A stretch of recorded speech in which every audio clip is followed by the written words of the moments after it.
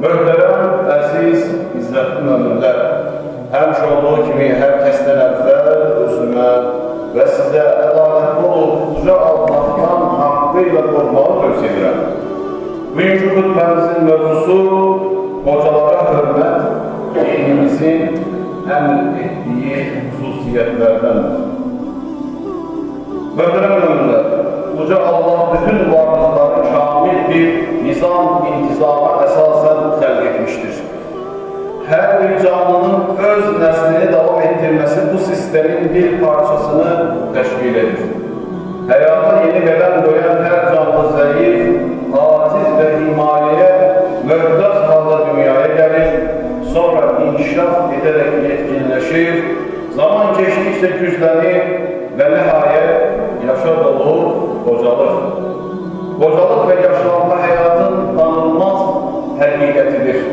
Dünya həyatının fani, insanın aciz, ölümün şəksiz, şübhəsiz olduğunu göstərən bu həqiqət, uca yaradanın baqi və qüdrətinin sonsuz olduğunun da apaçıq dəlilidir. Buna işarə edən uca Allah Quran-ı Kərimin Yasin suresinin 68. ayəsində belə bəyan etmişdir. Estağfirullah billah ve men nu'ammirhum nunakkishu fil halq efela ya'qilun. Herkese uzun ömür versek, onu xilqətsə dəyişib tərsinə çevirərik, başqa şəklə salarıq. Belə ki, qüvvəsini alar, gözünün nurunu aparar, hafizəsini zəiflədib bildiklərini unutdurar, özünü də uşaq kimi edərik. Məgər kafirlər bütün bunları gördükdən sonra Allah'ın hər şeye qadir olduğunu dərk etməzlərmi?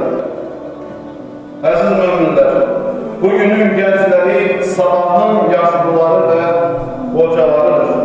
Bugün malik olduğumuz gənclik, sağlamlıq və güc, qüvvəti ömür boyu qoruya bilməyəcəyimiz bir gün qocalığın bizi taqətdən salacağı hər birimizə apaçıq aydındır. Bu qanun, uca Allah tərəfindən qoyulan bu qanun həyatda heç kəsdən yan keçməyəcək. Bir gün özümüzün də qocalacağımızı bildiyimizə görə yaşlılara, xüsusilə ata və analarımıza, nənə və babalarımıza qarşı ehtiramla davranmalı, bu işlə övladlarımıza və gənclərimizə nümunə olmalıyıq.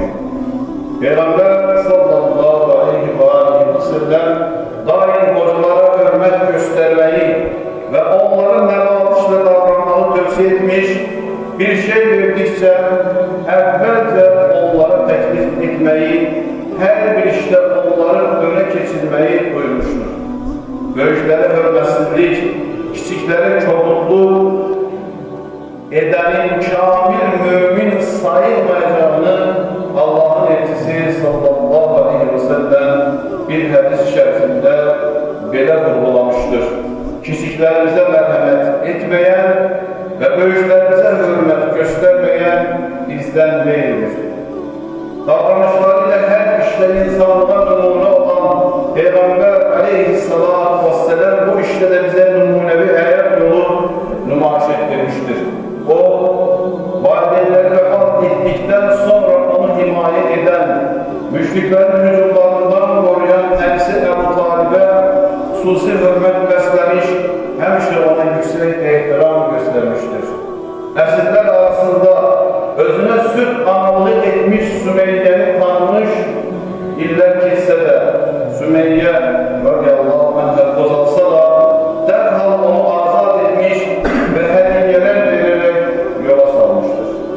Allah'ın elçisi sallallahu aleyhi ve sellem bildirmiştir ki, yaşlılara kömək və qulluq edən şəxs qocallıqda Rəbbimiz də ona qayğı göstərən və yardım edən birini bəxş edər.